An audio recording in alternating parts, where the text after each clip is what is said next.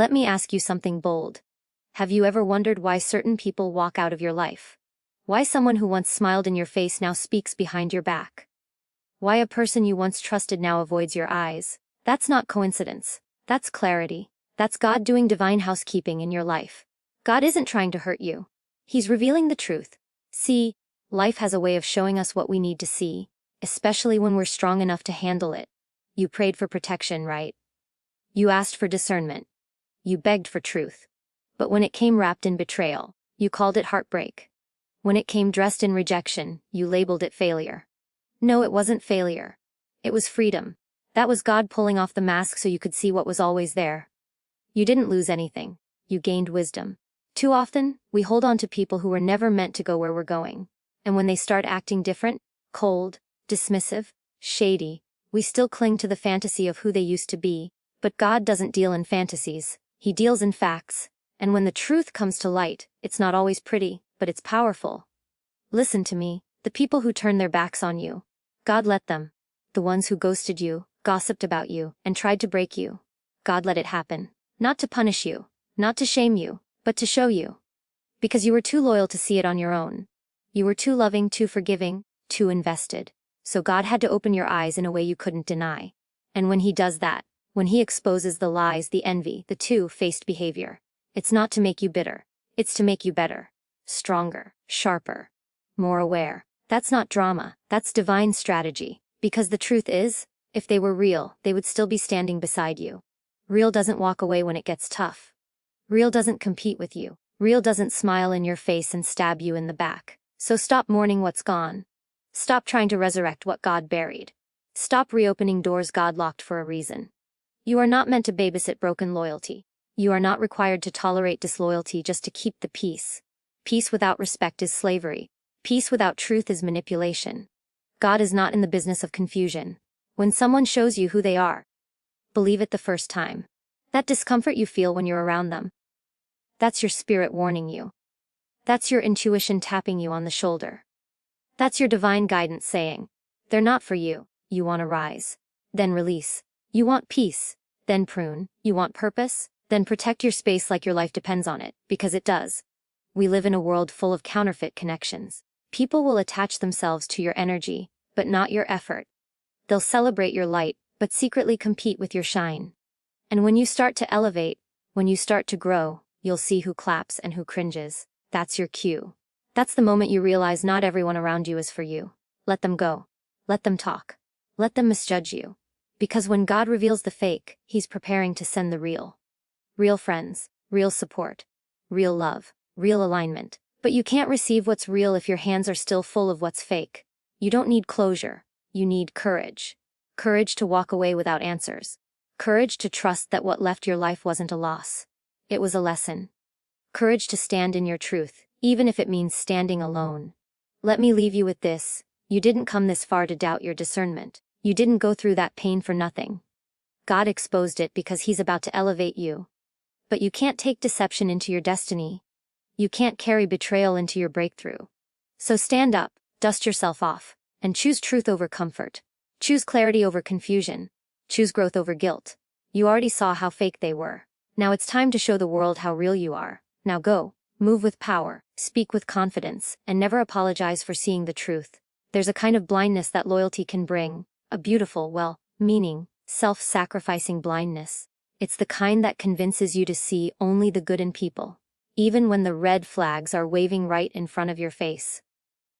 You tell yourself they're just having a bad day, or they didn't mean what they said, or maybe you misunderstood their tone. You give chances, then more chances, until you're handing out forgiveness like candy just to keep the peace. And somewhere deep down, you know something's off, but your heart overrides your intuition because your loyalty runs that deep. Loyalty is powerful, but when it's misplaced, it becomes a prison.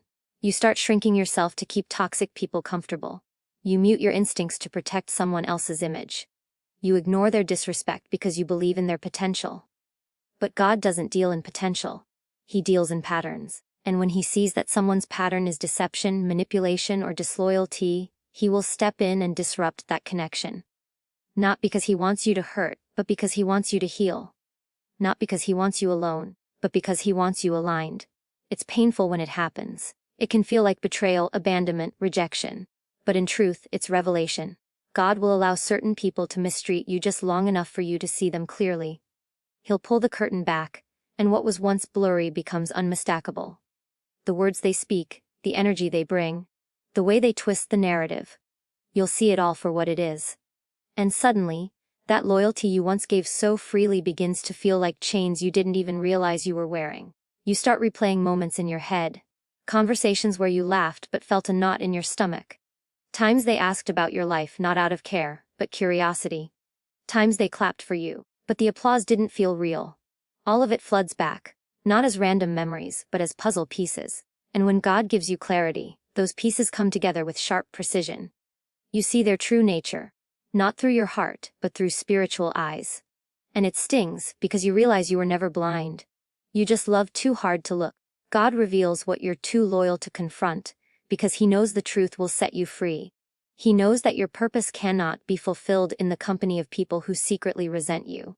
He knows that your confidence cannot grow in environments that drain your spirit. So when you resist the signs, He turns up the volume. The tension increases, the mask slips, the double standards become obvious. And eventually, there's no more denying it. God let it all surface so you could finally see. This is the turning point. The moment when your heart breaks, but your spirit awakens. You finally understand that not everyone deserves your loyalty, and not everyone who smiles at you is your friend. Some people love the idea of you, but not the truth of you. They love the version of you that stays small, quiet, accommodating. But when you start to grow, they flinch. When you start speaking truth, they get uncomfortable. When you set boundaries, they disappear. That's not love, that's control. And God doesn't bless control, He breaks it. And it's in that breaking that you gain strength. You start to reclaim your power, not because you became bitter, but because you finally became honest. Honest about who they are. Honest about what you deserve. Honest about how much you've been tolerating just to keep the illusion alive. And once the truth comes, you can't unsee it. That's the gift and the curse of divine revelation. It's clear, sharp, and irreversible. You might cry. You might grieve. You might wrestle with shame for not seeing it sooner.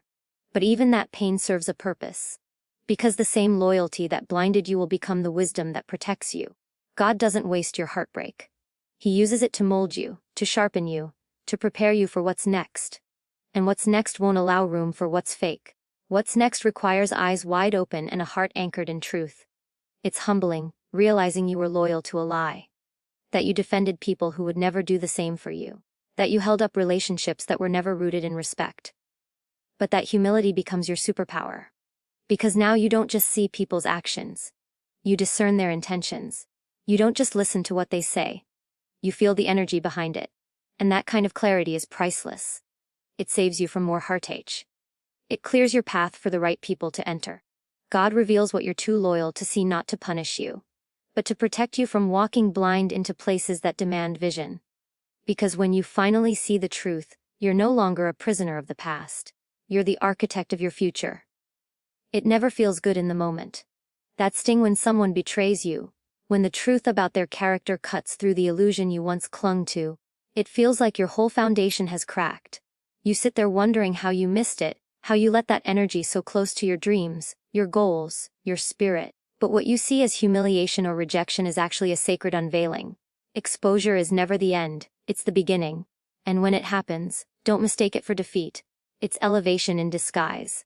There are seasons in your life when you start climbing higher, and not everyone can go with you. Not everyone wants you to rise. So when that momentum builds, when you start thinking bigger, walking bolder, speaking clearer, those with weak foundations begin to tremble. They can't keep their masks on forever. And God, in His infinite wisdom, lets the cracks show. That exposure isn't meant to embarrass you. It's meant to enlighten you. Because before you step into higher ground, He has to make sure the people in your circle are built to withstand the altitude. What you thought was sabotage is actually strategy. It's divine filtration. God letting you see who was never really for you before you waste your blessings on counterfeit loyalty. See, sometimes we pray for breakthrough, and then get angry when people start to fall away. But breakthrough often begins with breakdown. It breaks down false attachments, fake friendships, one-sided relationships. And when that breakdown happens, you see what's been holding you back, draining you, slowing your growth. That exposure is not loss, it's leverage.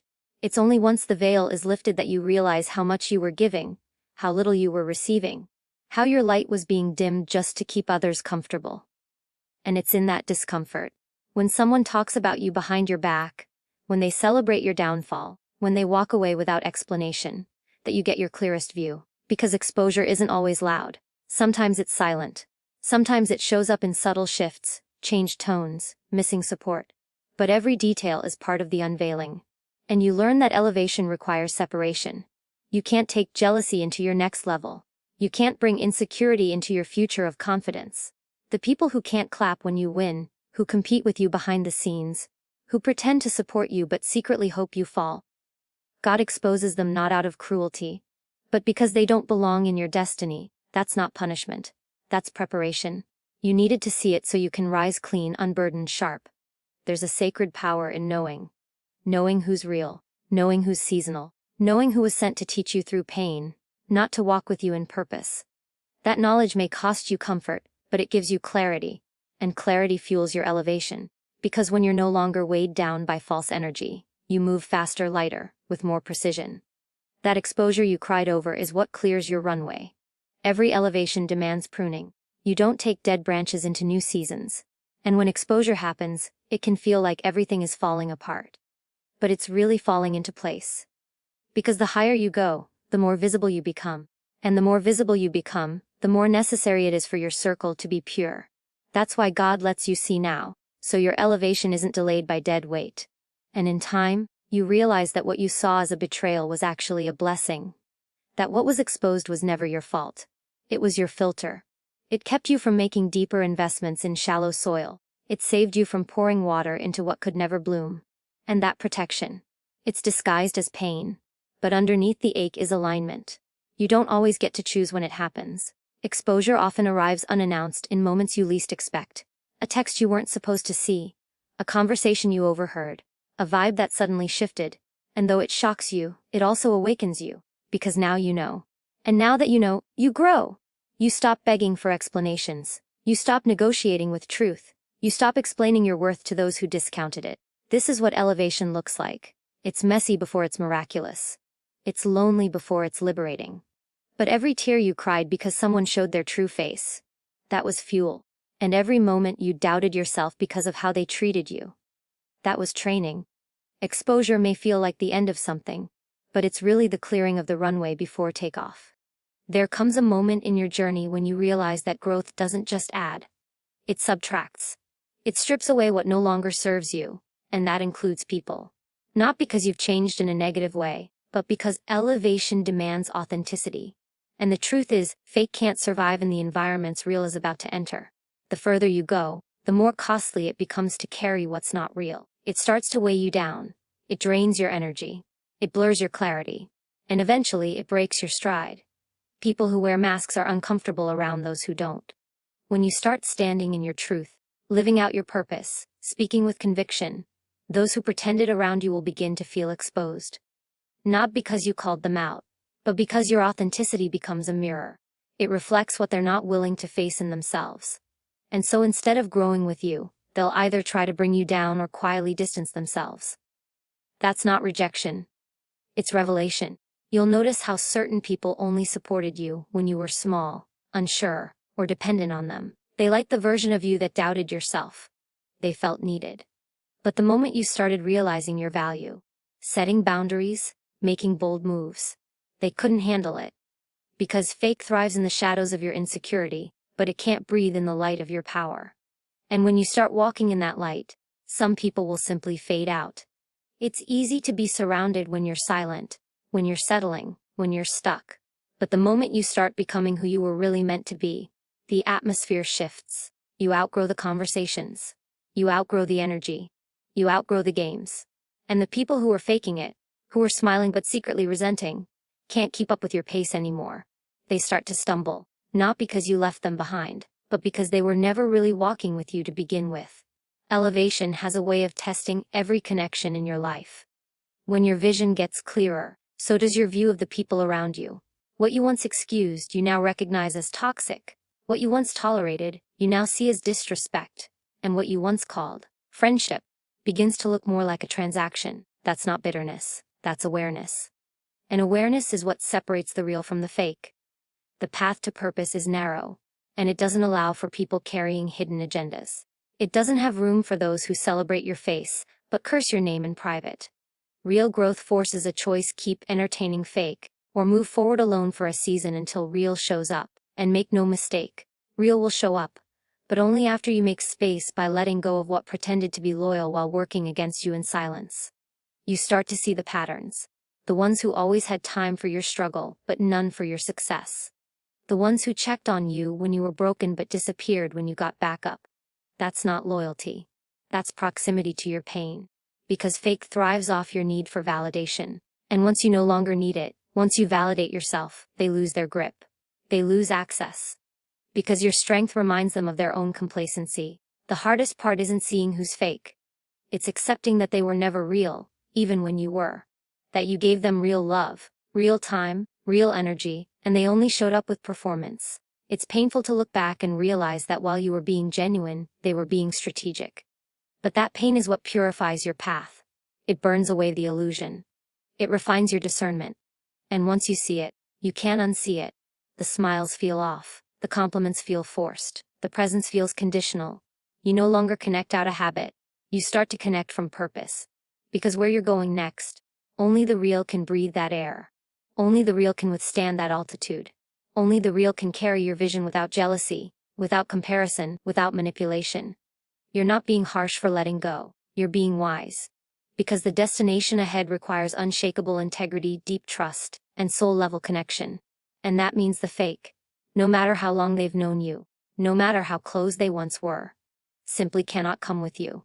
They weren't designed for where you're headed. There is a point in life where holding on does more damage than letting go. You know it deep down, even when your heart doesn't want to accept it. That relationship you keep trying to fix, that friendship you keep pouring into, that space you keep returning to. God already shut the door, but you're still knocking, hoping it'll reopen. What you don't realize is that every time you reach back, you delay what's ahead. You block the blessings meant for the version of you that has already moved on, healed, and outgrown what you're still clinging to. We've all been there, thinking maybe if we try a little harder, give it one more chance, stay a little longer, things will change. But sometimes it's not about fighting for something, it's about recognizing when God already made the decision for you. He saw the conversations behind your back. He heard the thoughts they never said. He felt the intentions hidden behind smiles.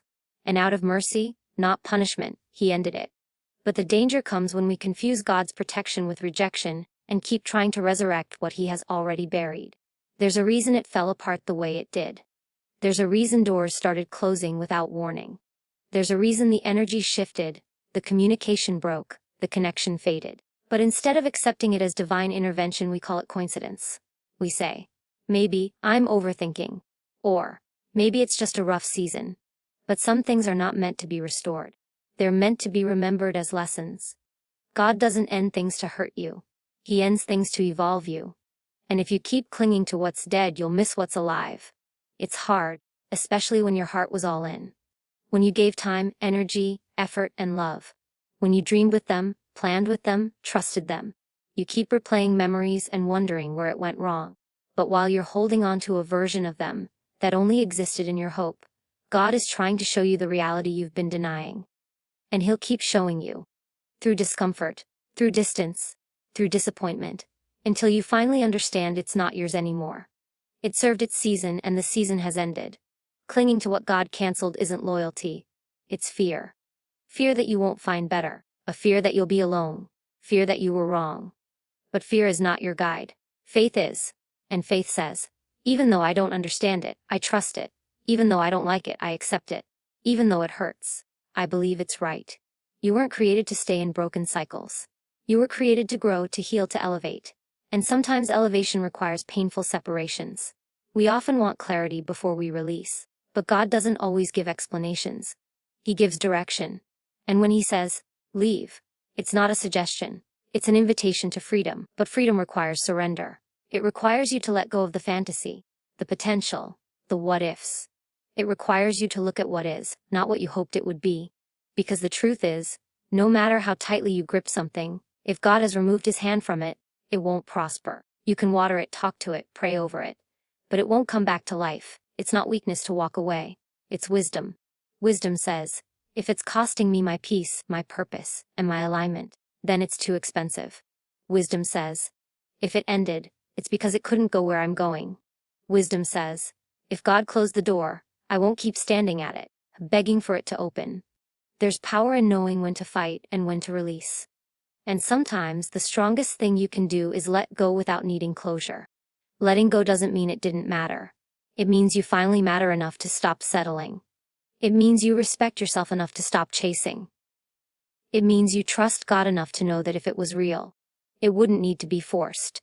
And if it was meant, it wouldn't be this hard. You don't have to keep bleeding for a connection that no longer breathes. You don't have to keep proving your worth to people who only value your weakness. There's beauty in surrender. The moment you stop clinging is the moment your hands are free to receive.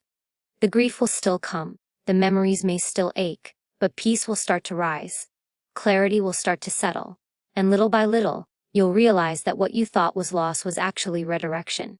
God removed what wasn't rooted so he could plant what is. And you'll begin to see that the closure you were begging for wasn't theirs to give. It was yours to choose. There is something unshakable about a person who is rooted in truth. Not image, not applause, not approval, truth. And the truth doesn't shift when the crowd claps or goes silent. The truth doesn't retreat when people withdraw their support. The truth doesn't need to be reposted, retweeted, or liked to be powerful. Because when your life is anchored in truth, external validation becomes optional. You stop asking people for permission to be who you already are. You stop watering down your message just to fit into rooms that were never built for your authenticity. You stop dimming your light just to make others feel comfortable in your presence. Most people spend years chasing validation, not because they don't have power, but because they haven't realized where it comes from. They think being seen makes them significant. They think being followed makes them a leader. But real power doesn't come from the numbers. It comes from knowing your name. It comes from standing 10 toes down in your story, even when it's not pretty. It comes from owning your scars, your setbacks, your silent battles, and choosing to rise anyway. That's where the fire lives. Not in pretending to be perfect, but in being unshakably honest. The world will always try to shape you into its mold. It will offer you temporary applause for permanent compromise.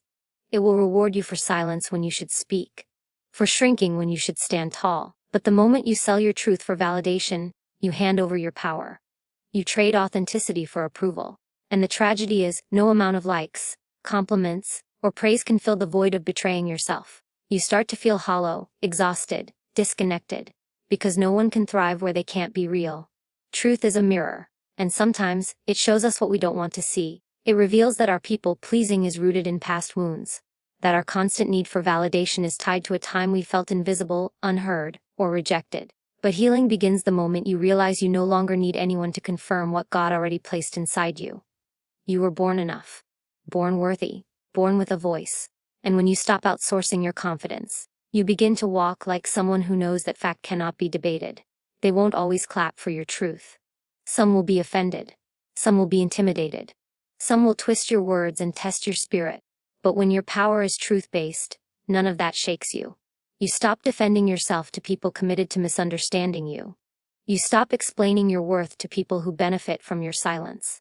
And you stop shrinking in rooms, just to be accepted by people who could never handle the full weight of who you are. There's a confidence that comes from truth that can't be faked. It shows up in your posture, your decisions, your boundaries. You no longer need everyone to like you, because you finally like yourself. You no longer need everyone to agree with you, because your soul is already at peace. You no longer fear walking alone, because you understand that solitude isn't emptiness, it's elevation. And in that space, you hear your own voice louder than ever. That voice becomes your compass. Truth isn't always loud. Sometimes it's quiet. Sometimes it whispers, "This isn't for you." Sometimes it nudges you to walk away, even when everyone else is clapping. And you learn to trust that whisper more than the roar of the crowd. Because the crowd is fickle. The same people who cheer you today can crucify you tomorrow. But truth stays. Truth sustains. Truth protects. And when everything else falls apart, truth is the only thing that can't be taken from you. Validation is fleeting. One moment it lifts you, the next it abandons you. It makes you a prisoner to perception, but truth liberates. It frees you from the exhausting cycle of performance. It teaches you to value impact over impression. It reminds you that power isn't in who watches you. It's in who you become when no one is watching. And when you master that, you no longer chase platforms. You create them. You no longer beg for access. You build your own doors. Your greatest breakthroughs will come the moment you decide to live unedited.